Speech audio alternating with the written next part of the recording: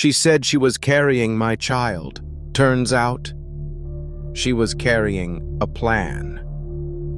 A cold, calculated plan to steal what mattered most to me.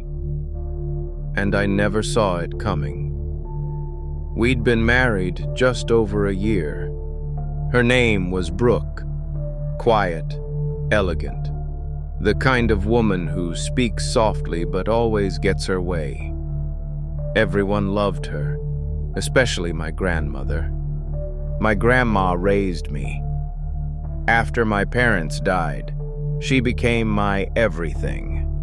She was tough, classy, and sharp as hell. And she adored Brooke. Said she hadn't seen me this happy in years. Said Brooke was the kind of woman who turns a man into a legacy. That should have been a red flag. I didn't know Brooke and my grandmother were talking alone. I didn't know they were meeting for lunch without me. I didn't know I was becoming irrelevant in my own marriage. Until the day Brooke came home, glowing. "I'm pregnant," she said. I froze. Not because I didn't want kids, but because we weren't trying. We hadn't even talked seriously about it. But she had it all ready. A cheap test, a little onesie that said, "Daddy," and crocodile tears on standby. She hugged me, said it was a miracle, and I believed her. We called my grandmother together. She screamed with joy, said she'd been waiting her whole life to hear those words. 3 weeks later, my grandmother changed her will. She told me over tea, said she wanted the baby to have roots, said she was leaving the house to Brooke for security. Not to me, not in trust, to Brooke. I was confused, but hey, we were married. What's the difference, right? Wrong. That's when Brooke changed. No baby books, no doctor visits, no belly, no heartbeat app. Just excuses. She said the OB was private. Said she didn't want me to come to appointments. Said it stressed her out. Then came the miscarriage. She came home one day, face blank. Said she lost it. No emotion, no breakdown. Just 3 words. It's gone. I held her. She didn't cry. She didn't even blink. That's when something in me snapped. I called the clinic she said she went to. They'd never heard of her. Never had her name in the system. I checked our insurance. No OB claims. No prenatal anything. Then I checked the pharmacy. She had a recurring order, but not for vitamins, for fake pregnancy tests from a novelty site. She'd been faking it from day one, and she wasn't just faking it for me. She was faking it for the house.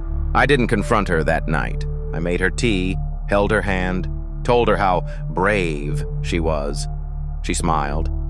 The most relaxed I'd seen her in weeks. That's how I knew she thought the game was over. That she'd already won. She had no idea I was about to flip the board. Over the next few days, I played the perfect husband, drove her to work, made dinner, even lit candles. She leaned into it, called me the man she always dreamed of. She didn't know I was studying her, documenting her, collecting lies like evidence bags. I checked our smart speaker history. No prenatal playlists, no appointment reminders. I checked our shared calendar. She'd deleted everything before May. And in our browser history, searches like how to fake a positive test, Inheritance laws, spouse versus blood heir.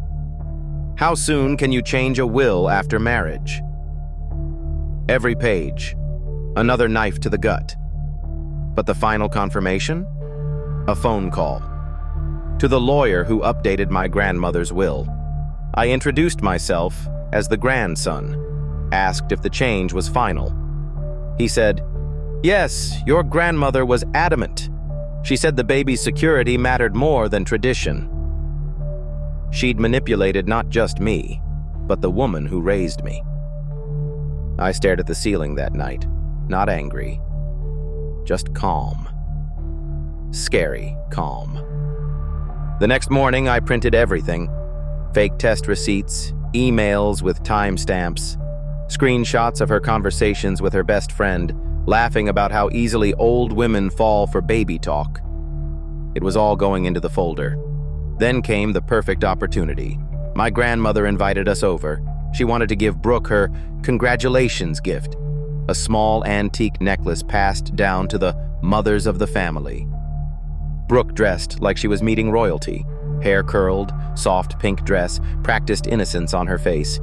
She even kissed my cheek in the driveway and said, "Let's not cry, okay?" I nodded. She had no idea. At dinner, my grandmother handed her the necklace. Brooke gasped, said it was too much, said she'd wear it when the baby is born. That's when I stood up, pulled the folder from my coat, laid it gently on the table, looked my grandmother in the eye and said, "I think you should read this before we pass on anything else." Brooke's head snapped around. "What is that?" I didn't answer. My grandmother opened the folder. The first page was a screenshot of Brooke's order confirmation, 3 fake pregnancy tests and a tracking number. Then the pharmacy statement, then the lawyer emails, then the texts. She read and didn't blink. Brooke started crying. "I just wanted to give you both something to believe in." My grandmother raised a hand.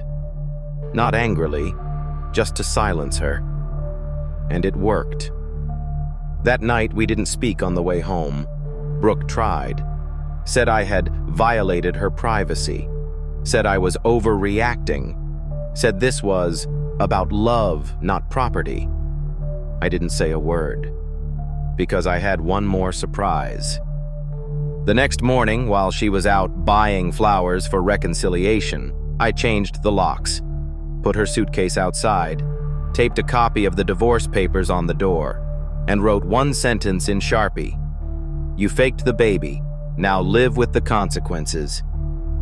She called 20 times. She screamed through the door, threatened to go to my grandmother again. I called security. The final straw? She tried to go on social media and spin it, posted a photo with a caption. "Sometimes people break your heart just when you are finally ready to love them." But here's the thing. I had already posted the truth. One post, a photo of the fake pregnancy test.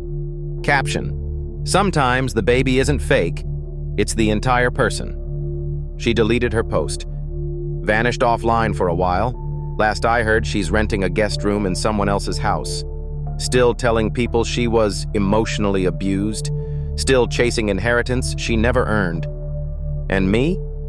I got my grandmother back, the house, the truth, and a lesson. Trust is not a gift. It's a lease. And once someone defaults, you evict them. Now, when people ask if I'll ever remarry, I smile and say, maybe, but next time, I'll want more than just a heartbeat. I'll want proof it's real.